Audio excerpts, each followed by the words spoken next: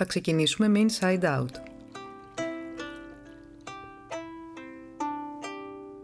Τα υλικά που θα χρειαστούμε: ρύζι ειδικό για σούσι, seasoning για το ρύζι, μπαμπού ματ, φύλλα σούσι νόρι,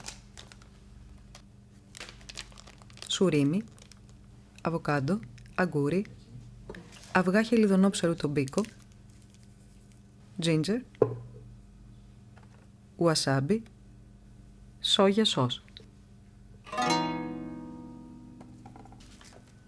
Παίρνουμε ένα φύλλο νόρι και το κόβουμε στα δύο.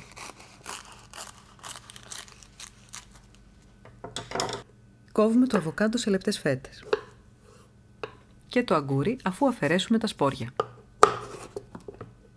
Τοποθετούμε το φύλλο νόρι σε ένα μπαμπού ματ που έχουμε τυλίξει με διάφανη μεμβράνη.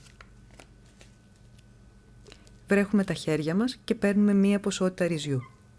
Την απλώνουμε για να καλύψει όλη την επιφάνεια του νόρι. Βάζουμε το τομπίκο πάνω στο ρύζι και γυρίζουμε το νόρι. Στο κέντρο βάζουμε μαγιονέζα με γεύση wasabi. Αγκούρι, αβοκάντο,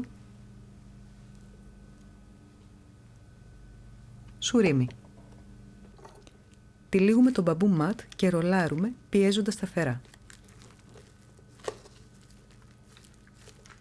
Συνεχίζουμε ως ότου το ρολό μας να πάρει το σωστό σχήμα.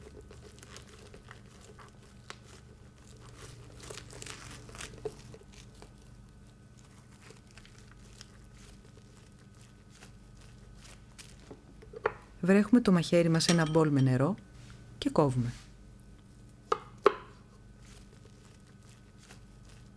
Κάθε φορά που κόβουμε, επαναλαμβάνουμε τη διαδικασία.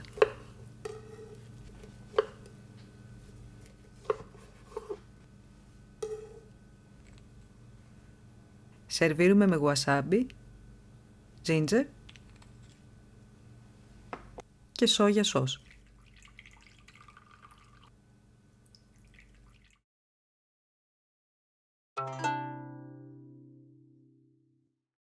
Για να φτιάξουμε maki rolls, ακολουθούμε την ίδια διαδικασία. Βρέχουμε τα χέρια μας και τοποθετούμε μία ποσότητα ρυζιού πάνω στο φύλλο νόρι. Τοποθετούμε τα υλικά μας και βρέχουμε την άκρη από το φύλλο νόρι. Τυλίγουμε το μπαμπού ματ και ρολάρουμε πιέζοντας σταθερά. Συνεχίζουμε ως ότου το ρολό μας να πάρει το σωστό σχήμα. Βρέχουμε το μαχαίρι μας και κόβουμε.